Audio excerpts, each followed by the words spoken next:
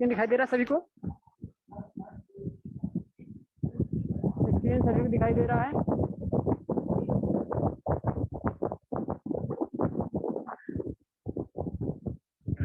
चलिए तो स्टार्ट करते हैं। ठीक है, तो यहाँ पर हम डिस्कस करेंगे जो आज का नया टॉपिक है आपका, जो आज का नया टॉपिक है ये है रेक्टिफायर। ठीक है, तो हम रेक्टिफायर के बारे में डिस्कस करेंगे। ठीक है, रेक्टिफायर को हम हिंदी में दिष्टकारी बोलते हैं। ठीक है, तो रेक्टिफायर एक ऐसा इलेक्ट्रॉनिक डिवाइस होता है जिसका यूज एसी को डीसी में कन्वर्ट करने के लिए किया जाता है। ठीक है, एक ऐसी इलेक्ट्रॉनिक डिवाइस जिसका इस्तेमाल एसी को डीसी में किया जाता है उसको हम रेक्टिफायर के नाम से जानते हैं। ठीक है, जो रेक्टिफायर होता है ये एक्चुअली एक डिवाइस होती है जो एसी को डीसी में कन्वर्ट करती है। और एक होता है रेक्टिफिकेशन, जो रेक्टिफायर होता है, ठीक है, जिस प्रोसेस के दौरान एसी को डीसी में कन्वर्ट करता है उसको हम क्या बोलते हैं? रेक्टिफिकेशन, या हिंदी में बोला जाए तो दिष्टिकरण।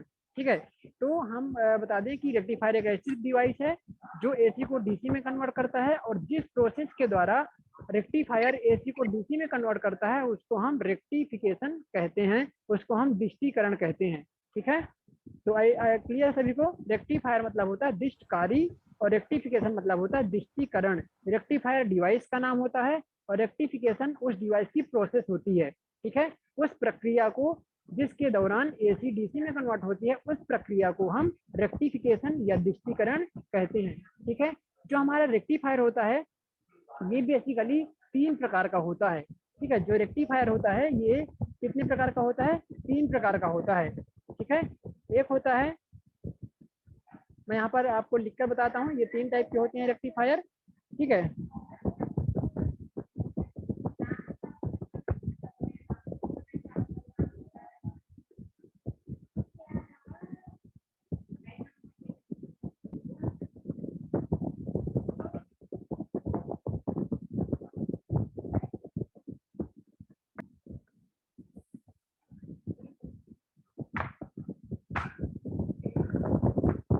ठीक है, रेक्टिफायर। ठीक है, तो ये एक्चुअली कितने प्रकार के होते हैं? 3 प्रकार के होते हैं। ठीक है, पहला क्या होता है? पहला होता है आपका, जो पहला होता है, ठीक है, पहला क्या होता है? पहला होता है हाफ, मैं शॉर्ट में लिख रहा हूँ, हाफ वेव रेक्टिफायर। ठीक है, मैं शॉर्ट में लिख रहा हूँ HWR, it mean half wave rectifier. ठीक है, इसका जो दूसरा टाइप होता है, दूसरा इसका टाइप क्या होता है? फुल वेव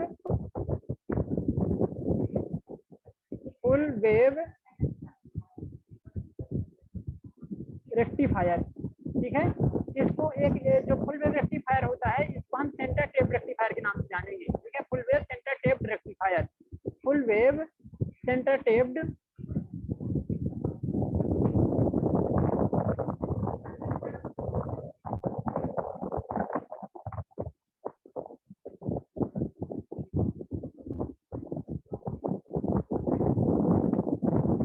सेंटर टेप्ड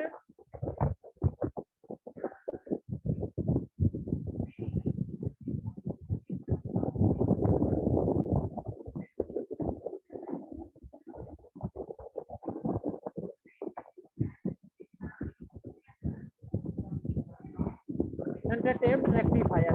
ठीक है,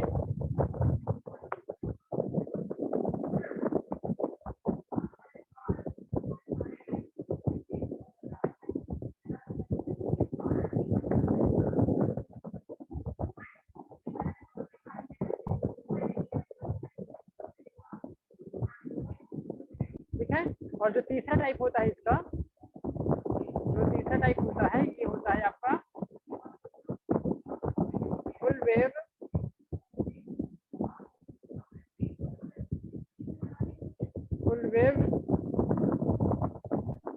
ब्रिज रेक्टिफायर। ठीक है, फुल वेव रेक्टिफायर, लेकिन ये कौन सा होता है? ब्रिज टाइप का रेक्टिफायर होता है।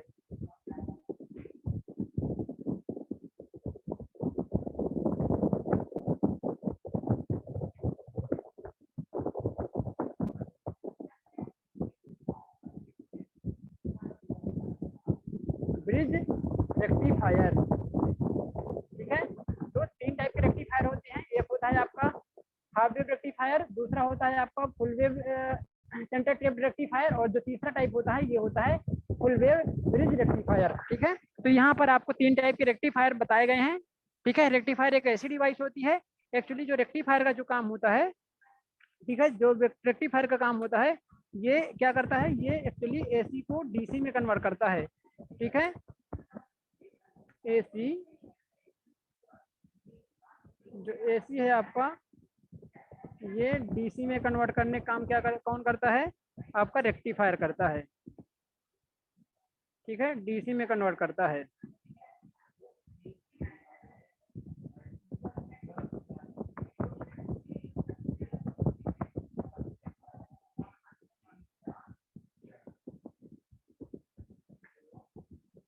ठीक है, ठीक है, तो एसी को डीसी में कन्वर्ट करने का काम कौन करता है, रेक्टिफायर करता है। इसको हम हिंदी में डिस्कारी बोलते हैं। और जिस प्रोसेस के दौरान आपकी एसी डीसी में कन्वर्ट होती है उसको हम क्या बोलते हैं, रेक्टिफिकेशन कहते हैं, डिस्टीकरण कहते हैं। ये बेसिकली 3 टाइप के होते हैं, एक हाफ वेव रेक्टिफायर, फिर सेकंड होता है फुल वेव रेक्टिफायर, और फिर जो तीसरा होता है फुल वेव ब्रिज रेक्टिफायर होता है। ठीक है, इनमें सिंगल फेज के लिए भी होते हैं, 3 फेज के लिए भी ये रेक्टिफायर बनाए जाते हैं। जैसे यदि बात करें तो single phase half wave rectifier, single phase full wave rectifier, और single phase full wave bridge rectifier. ठीक है, इसके बाद में होते हैं 3 phase half wave rectifier, 3 phase full wave rectifier, और 3 phase full wave bridge rectifier. तो तीनों टाइप की रेक्टिफायर आपको यहाँ पर बताए गए हैं। जो ये क्लास होगी, ये एक्चुअली जो क्लास होगी यहाँ पर आपको बताया जाएगा कि आपके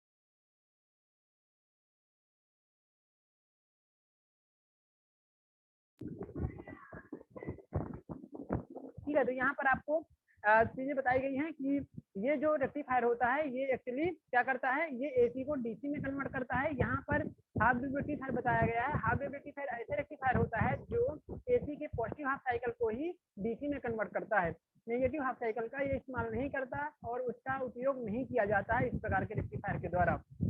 ठीक है, चलिए हम इसका कंस्ट्रक्शन देखते हैं। सबसे पहले हम इसके कंस्ट्रक्शन पे बात करेंगे कि एक्चुअली ये होता कैसे है। ठीक है, सबसे पहले हम उससे बात करेंगे।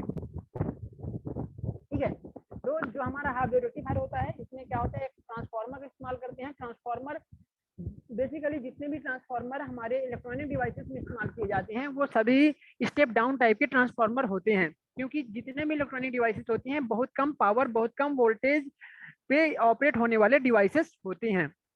ठीक है, इसलिए हम स्टेप डाउन टाइप के ट्रांसफार्मर का 95% जो डिवाइसेस में इस्तेमाल होने वाले जो ट्रांसफार्मर होते हैं वो किसके कौन से होते हैं, स्टेप डाउन टाइप के ट्रांसफार्मर होते हैं पावर जो इलेक्ट्रॉनिक डिवाइसेस हैं वहां पर।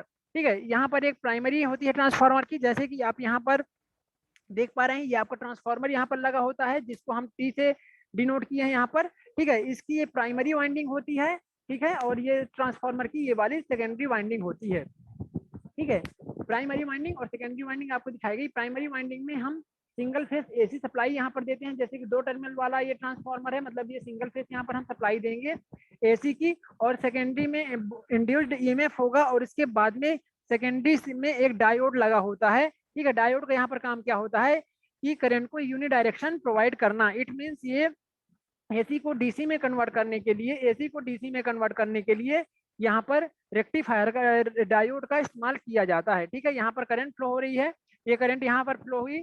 ठीक है, यहाँ से क्या होता है कि ये जैसे हमने इसमें एसी अप्लाई करते हैं तो ये उसको डीसी में कन्वर्ट करता है और उसके बाद में हमको आउटपुट में डीसी प्रोवाइड करता है। इसके जो पॉजिटिव यहाँ पर जो निगेटिव वेव होती है वो यहाँ पर नहीं रहती है। ठीक है, यहाँ पर जो नेगेटिव वेव नहीं रहती है, ठीक है, सिर्फ एक ही डायरेक्शन में यहाँ पर हमको वेव मिलती है, ठीक है। और हमारा जो डायोड होता है ये एक्चुअली यूनिडायरेक्शनल डायोड होता है, एक ही डायरेक्शन में वर्क करता है, ठीक है। फॉरवर्ड बायस में वर्क करता है, रिवर्स बायस में वर्क नहीं करता है, ठीक है। तो इसके कंस्ट्रक्शन में आप ये आपको ये लिखना है कि यहाँ पर एक ट्रांसफार्मर का इस्तेमाल किया जाता है। ट्रांसफार्मर के प्राइमरी में हम single phase AC supply apply करते हैं, जबकि ट्रांसफार्मर की सेकेंडरी में हम एक डायोड को कनेक्ट कर देते हैं। ट्रांसफार्मर का आप यहाँ पर नाम दे सकते हैं, ये सेकेंडरी है तो आप इसको क्या दे सकते हैं, S1 इसका नाम दे दीजिए और इसका S2 दे दीजिए। तो आप S1 टर्मिनल में हम क्या किए हैं, यहाँ पर एक डायोड को D को कनेक्ट कर दिए हैं। डायोड का जो एनोड होता है डायरेक्ट S1 टर्मिनल से कनेक्ट होता है, जो डायोड का क्या होता है यहाँ पर कैथोड होता है वो लोड के साथ में कनेक्टेड होता है, ठीक है। यहाँ पर जो लोड है वो RL लोड है, रजिस्टिव लोड कनेक्ट कर दिया गया है और इसमें फ्लो होने वाली जो करंट होती है उसकी वैल्यू क्या है, यहाँ पर हमने लिया है I होती है, ठीक है। ये सारी चीजें आपको किस में लिखना होता है, कंस्ट्रक्शन में। इसके बाद में आपको वर्किंग में लिखना है। सबसे पहले आप बता दें यहाँ पर कि ये आई करंट है, डी फॉर डायोड है, RL क्या है लोड रेजिस्टेंस और टी क्या है ट्रांसफॉर्मर। जहाँ पर प्लस लिखा है इसका मतलब है ये पॉजिटिव हाफ साइकिल के लिए है और ये नेगेटिव हाफ साइकिल के लिए। देखो ये पॉजिटिव हाफ साइकिल है और यहाँ पर माइनस लिखा हुआ है तो ये नेगेटिव हाफ साइकिल के लिए होता है। ये पॉजिटिव हाफ साइकिल और ये फिर नेगेटिव हाफ साइकिल, ठीक है। इस प्रकार से यहाँ पर बताया गया है। अब इसकी आपको थ्योरी क्या लिखना है कि जब हम ट्रांसफार्मर की प्राइमरी में single phase AC supply apply करते हैं तो जब फर्स्ट पॉजिटिव हाफ साइकिल जो होता है अप्लाई होता है तो उस केस में क्या होता है कि ट्रांसफार्मर के सेकेंडरी का S1 टर्मिनल जो होता है ये मोर पॉजिटिव हो जाता है, ये मोर पॉजिटिव हो जाता है और जो S2 टर्मिनल है ये मोर नेगेटिव हो जाता है S1 के रिस्पेक्ट में। तो इस केस में क्या होगा कि जब यहाँ पर पॉजिटिव, ये आपका यहाँ पर डायोड का एनोड होता है, एनोड को हम जब पॉजिटिव से, और जो आपका ये कैथोड होता है यहाँ पर आपका कैथोड है, कैथोड को हम किससे नेगेटिव से जोड़ देते हैं, यहाँ नेगेटिव है इसके साथ में जोड़ देते हैं। तो इस केस में हमारा जो ट्रांसफार्मर है, सॉरी इस केस में जो हमारा डायोड है, डायोड क्या है फॉरवर्ड बायस में आ जाता है। जैसे ही डायोड फॉरवर्ड बायस में आता है तो उस केस में डायोड कंडक्शन कंडीशन में आ जाता है और उस एसी को डीसी में कन्वर्ट कर देता है, ठीक है। मतलब हमको आउटपुट दे देता है, पॉजिटिव हाफ साइकिल में आउटपुट दे देता है। कुछ समय पश्चात, कुछ सेकेंड पश्चात अब हमारे एसी का नेगेटिव हाफ साइकिल अप्लाई होता है। तो उस केस में क्या होता है कि नेगेटिव हाफ साइकिल अप्लाई होने पे, अब उस केस में क्या होगा, जब नेगेटिव हाफ साइकिल अप्लाई होगा तो जो ट्रांसफार्मर का S1 टर्मिनल है वो नेगेटिव हो जाएगा और इसके रिस्पेक्ट में जो S2 टर्मिनल है ये पॉजिटिव हो जाएगा। जैसे ही इस तरह से S1 नेगेटिव और S2 पॉजिटिव होता है तो उस केस में जो हमारे डायोड का एनोड होता है वो नेगेटिव से, और जो डायोड का कैथोड होता है वो किससे हो जाता है, पॉजिटिव से कनेक्ट हो जाता है। तो इस तरह से जब एनोड को नेगेटिव से और कैथोड को पॉजिटिव से जोड़ दिया जाए तो हमारा जो डायोड है पीएन जंक्शन डायोड वो रिवर्स बायस में चला जाता है और कंडक्शन नहीं करता है। कंडक्शन नहीं करता है मतलब ये ऑफ हो जाता है। जब ऑफ होता है तो हमको यहाँ पर जो आउटपुट है वो जीरो मिलता है, कोई मैग्नीट्यूड नहीं होता। देखिए यहाँ पर आपको यहाँ से यहाँ तक जब तक नेगेटिव हाफ साइकिल अप्लाई हुआ तब तक हमको आउटपुट जीरो मिला। देखो पॉजिटिव हाफ साइकिल में हमको आउटपुट, ये जब पॉजिटिव हाफ साइकिल अप्लाई हुआ है ये वाला, तो हमको यहाँ पर आउटपुट मिलता है। जैसे ही नेगेटिव हाफ साइकिल अप्लाई होता है तो यहाँ पर डायोड के कंडक्शन ना करने के कारण, क्योंकि डायोड रिवर्स बायस में चला जाता है, जिससे यहाँ पर आपको जीरो वोल्टेज मिलता है, जीरो यहाँ पर जो पल्स होगा वो जीरो मैग्नीट्यूड का मिलेगा, ठीक है। इसके कुछ समय पश्चात फिर से पॉजिटिव हाफ साइकिल अप्लाई होगा तो फिर से डायोड का जो ऊपरी सिरा है, जो डायोड का S1 सिरा है वो फिर जो आपके ट्रांसफार्मर का S1 सिरा है वो फिर से पॉजिटिव हो जाएगा और ये क्या हो जाएगा, ये फिर से नेगेटिव हो जाएगा। तो इस केस में एनोड पॉजिटिव और कैथोड क्या है नेगेटिव हो जाएगा तो डायोड फिर से कंडक्शन करने लगता है। तो फिर से आपको पॉजिटिव के कारण फिर पॉजिटिव हाफ साइकिल अप्लाई हमें आउटपुट में मिलने लगेगा। इसी प्रकार से जैसे ही नेगेटिव हाफ साइकिल अप्लाई होगा तो फिर से इसकी पोलैरिटी चेंज होगी, अब ये फिर से माइनस हो जाएगा और ये फिर से क्या हो जाएगा, प्लस हो जाएगा। तो इस केस में एनोड नेगेटिव और कैथोड पॉजिटिव में से कनेक्ट होने के कारण क्या होता है, फिर से डायोड हमारा रिवर्स बायस में चला जाएगा और हमको इसके कारण मिलने वाला जो आउटपुट है वो क्या जीरो फिर से मिलेगा, फिर से जीरो मैग्नीट्यूड का आउटपुट मिलेगा। मतलब इसका तात्पर्य ये है कि जो हाफ वेव रेक्टिफायर होते हैं ऐसे रेक्टिफायर होते हैं कि ये सिर्फ केवल पॉजिटिव हाफ वेव का ही उपयोग करके ये एसी को डीसी में कन्वर्ट करते हैं, नेगेटिव हाफ साइकिल का ये उपयोग नहीं करते हैं। इस कारण से नेगेटिव हाफ साइकिल के कारण हमको कोई भी आउटपुट प्राप्त नहीं होता है, ठीक है। तो इस तरह से हम कह सकते हैं कि इस रेक्टिफायर को इसीलिए हम हाफ वेव रेक्टिफायर कहते हैं, क्योंकि ये पॉजिटिव हाफ साइकिल का ही उपयोग करते हैं। पूरे कंप्लीट 360 डिग्री तक चलने वाले एक कंप्लीट साइकिल का ये उपयोग नहीं कर पाते हैं। इस कारण से जो हमारे हाफ वेव रेक्टिफायर होते हैं, इनकी जो एफिशिएंसी होती है काफी कम होती है। ये फुल वेव के अपेक्षा लगभग हाफ इनकी एफिशिएंसी भी, दक्षता भी होती है। ठीक है, क्लियर इतना सारी चीजें आपको? इसका फंक्शन आपको पता चल गया कि जैसे ही हम ट्रांसफार्मर के प्राइमरी में हम पॉजिटिव हाफ साइकिल अप्लाई करते हैं, तो सेकेंडरी में भी पॉजिटिव ईएमएफ जनरेट होता है, और पॉजिटिव ईएमएफ जनरेट होने के कारण जो S1 टर्मिनल होता है वो पॉजिटिव हो जाता है, और S2 टर्मिनल जो है वो नेगेटिव हो जाता है। इस कारण से जो डायोड है उसका एनोड पॉजिटिव और डायोड का जो कैथोड है वो नेगेटिव हो जाता है, जिसके कारण हमारा डायोड फॉरवर्ड बायस में जाता है, और फॉरवर्ड बायस में डायोड कंडक्शन करता है, आउटपुट हमको प्रदान करता है, और आउटपुट पॉजिटिव हाफ साइकिल हमको प्रदान कर देता है। फिर नेगेटिव हाफ साइकिल कुछ समय पश्चात अप्लाई होता है एसी का, तो नेगेटिव हाफ साइकिल अप्लाई होने पर जो S1 टर्मिनल होता है वो क्या होता है, फिर से जो S1 टर्मिनल है वो नेगेटिव, और S2 टर्मिनल जो होता है वो पॉजिटिव हो जाता है। तो इस डायरेक्शन में क्या होता है, हमारा डायोड रिवर्स बायस में हो जाता है, क्योंकि एनोड मोर पॉजिटिव और जो कैथोड जो एनोड है वो मोर नेगेटिव हो जाता है, और जो कैथोड होता है वो मोर पॉजिटिव हो जाता है। तो हमारा डायोड रिवर्स बायस में जाने के कारण कंडक्शन नहीं करता है, और जो आपका नेगेटिव हाफ साइकिल है उसके कारण डायोड के कंडक्शन ना करने के कारण आपका जो आउटपुट है वो जीरो मिलता है, जीरो मैग्नीट्यूड का आउटपुट मिलता है। इस प्रकार से हम कह सकते हैं कि पॉजिटिव हाफ साइकिल में हमको आउटपुट मिलता है, और नेगेटिव हाफ साइकिल में कोई भी आउटपुट नहीं मिलता। इसी कारण से हम इसे हाफ वेव रेक्टिफायर कहते हैं, क्योंकि ये हाफ वेव का ही हमको आउटपुट प्रदान करता है, और जो नेगेटिव हाफ वेव है उसका यहाँ पर कोई यूज नहीं होता है, वो यूजलेस हो जाता है। ठीक है, इसी कारण इसकी इफिशियंसी 50%, मतलब इसकी इफिशियंसी काफी कम होती है। ठीक है, इसकी जो इफिशियंसी होती है ये कितनी होती है, 46 पॉइंट, सॉरी इसकी जो एफिशिएंसी होती है ये 41 के आसपास होती है। ठीक है, 40.6 होती है इसकी इफिशिएंसी। इसकी इफिशिएंसी होती है, मैं यहाँ पर आपको नोट डाउन कर दे रहा हूँ। इसकी इफिशिएंसी जो होती है वो 40.6% होती है। ठीक है, ये फुल वेव रेक्टिफायर से हाफ होती है। ठीक है, इतनी चीजें क्लियर हैं आप सभी को?